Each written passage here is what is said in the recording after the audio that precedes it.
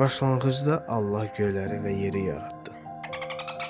Bununla o öz mükəmməl hikmətini, qüdrətini və gücünü göstərdi. Allah insanı, kişi və qadını öz sürətində yaratdı. Onlara dəyər verdi və həyat məqsədi olaraq Yaradanı tanımaq şansı verdi. Onları yer üzünə öz adından hökm etməyə təyin etdi.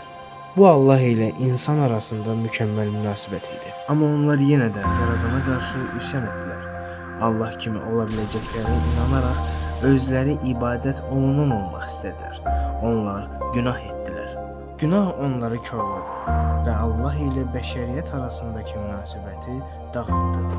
Bütün insanlıq bu ayrılığı miras olaraq aldı. Biz içimizdə bu boşluğu hiss edirik və onu doldurmağa çalışırıq. Babildə onlar Allahdan ucalmaq üçün güllə tikməyə başladılar. Onlar kimi biz də şöhrət axtarırıq və öz məqsədlərimizi uydururuq. Amma insanın səyləri uğursuz olur və fəlakətlə nəticələnir.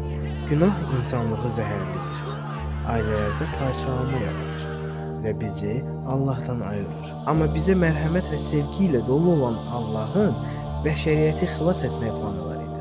Allah vəd olunmuş xilaskar İsa'nı göndərdi ki, insan ilə Allah arasındakı münasibəti bərpa etsin.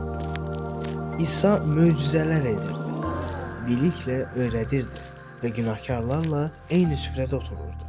O Allahın və özü də iştirak etdiyi böyük bir ziyafətdən danışırdı və hər bir insan bu ziyafətin şərəfli qonağı ola bilər. Xəstələr və günahkarlar ona gəlirdi. Amma İsa'nı murdarlamaq əvəzinə onlar şəfa tapıb və bərpa olurdular. Lakin insanlar yenə də üsyan etdilər. İsa buna yol verdi.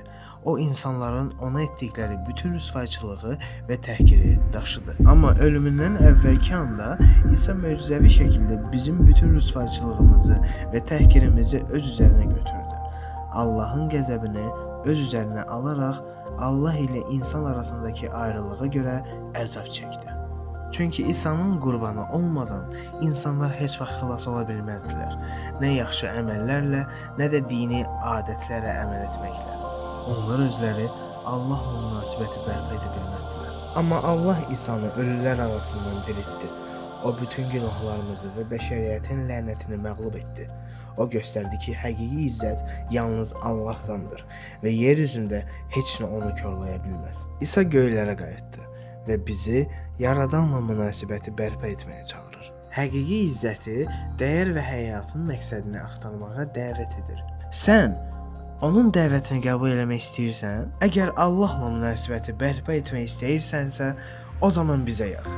Biz sənə İncil kitabını hədiyyə edəcəyik.